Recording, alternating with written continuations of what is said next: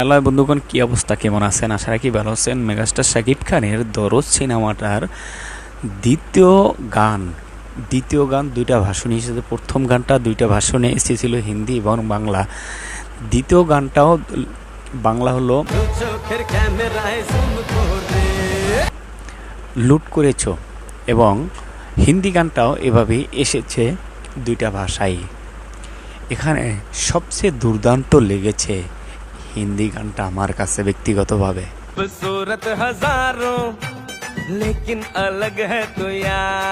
কারণ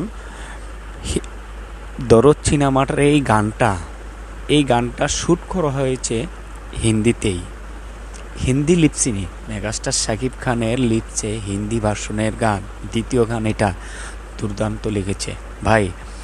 আমাদের মেগাস্টার শাকিব খান একজন বাংলা ভাষাভাষী সিনেমার হিরো। এই বাংলা ভাষাভাষী সিনেমার হিরো, সে হঠাৎ করেই অন্য একটা ভাষায় লিপসিং করেছেন একেবারে ন্যাচারালভাবে। কোনোভাবেই বোঝা যাচ্ছে না যে এটা একটি অন্য ভাষার হিরো। এটা ধরার মতো কোনো জড়তা দেখা যায় না শাকিব খানের লিপসিংয়ে। আর সে যে ড্যান্স করেছে, এখানেও কোনো জড়তা নাই। বলতে পারেন হিন্দিতে শ্যুট হয়েছে, এখানে জড়তা থাকবে কারণ ভাই, একজন অন্য ভাষাভাষীর নায়ক যদি আরেকটি অন্য ভাষায় সিনেমায় শ্যুট হয়, সেখানে অভিনয়ে, ড্যান্সিংয়ে, লিপসিংয়ে এটা জড়তা থাকবে, এটা স্বাভাবিক। আমরা দেখেছি বিগত দিনগুলোতে, আমরা দেখেছি মেগাস্টার শাকিব খানের রাজকুমার সিনেমায় বলিউড একজন নায়িকা ছিল, সে দেখছে লিপসিংই করতে পারেনি। আবার আমরা দেখেছি এই দরদ সিনেমাটার ক্ষেত্রে আমরা দেখেছি যে সোনাল চৌহান, সেও এখানে ফাটিয়ে অভিনয় করেছেন, আমরা ট্রেলারে দেখেছি। এখন এখানে আরও কিছু কথা রয়েছে।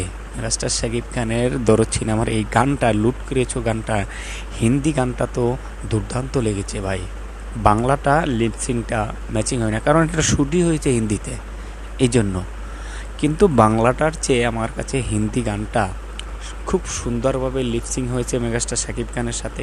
এবার গানটার কথাগুলো নাকাপ আজিজের কণ্ঠে দুর্দান্ত লেগেছে, বাংলাটাও দুর্দান্ত লেগেছে আমাদের নোবেলের কণ্ঠে।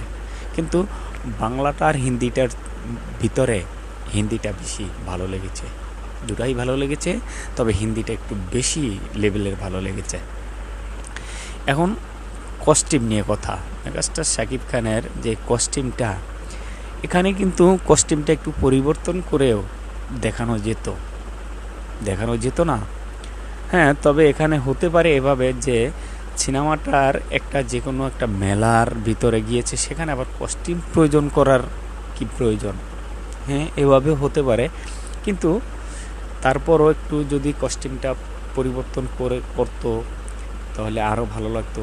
যে ব্যাকগ্রাউন্ডে যে আর্টিস্ট ছিল, তাদের যদি কস্টিউমটা একটু অ্যাডজাস্ট করে কালার করে যদি দেওয়া হতো, তাহলে আরও দুর্দান্ত লাগতো।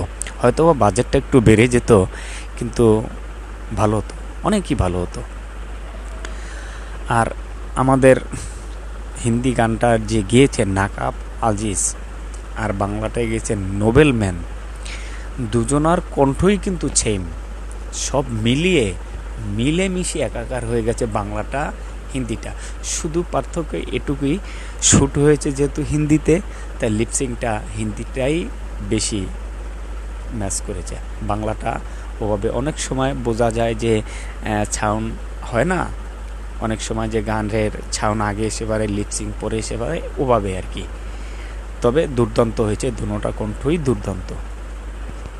তবে আরও কিছু কথা যা না বললে নয়, যে সেটটা শুটিংয়ের যে স্পটটার একটা এক্সপোর্টই, যেমন কোনো একটা যেমন একবারে ন্যাচারাল, এটা একটু পরিবর্তন করা যেতেই পারতো, তাহলে আরও সুন্দর হতো। পরিচালক এটা যদি মাথায় রাখতো যে একটি গানের ভিতরে, একটা সেটের ভিতরে আমরা গানটা করছি, মেগাস্টার শাকিব খানের হিন্দি গান প্রথম, বা বাংলা গান হোক প্রথম হিন্দি গান তো এটাই হবে, এই একই সিনেমার গান, তাহলে আরেকটু জাঁকজমক করা যেতেই পারতো।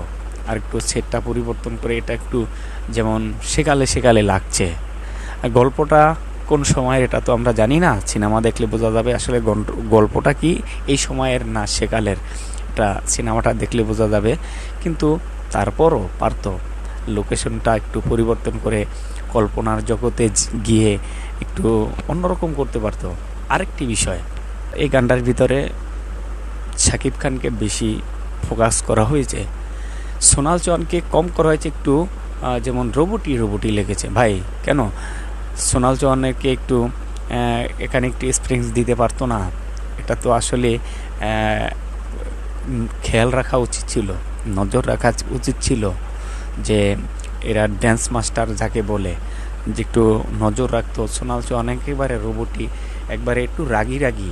হিরো তো চাচ্ছে হিরোইনের রাগ ভাঙাতে, এখানে সোনাল চৌহান তো একেবারে রোবটি রয়েছে, এক্সপিরিয়েন্স কম দিয়েছে, একেবারে কম।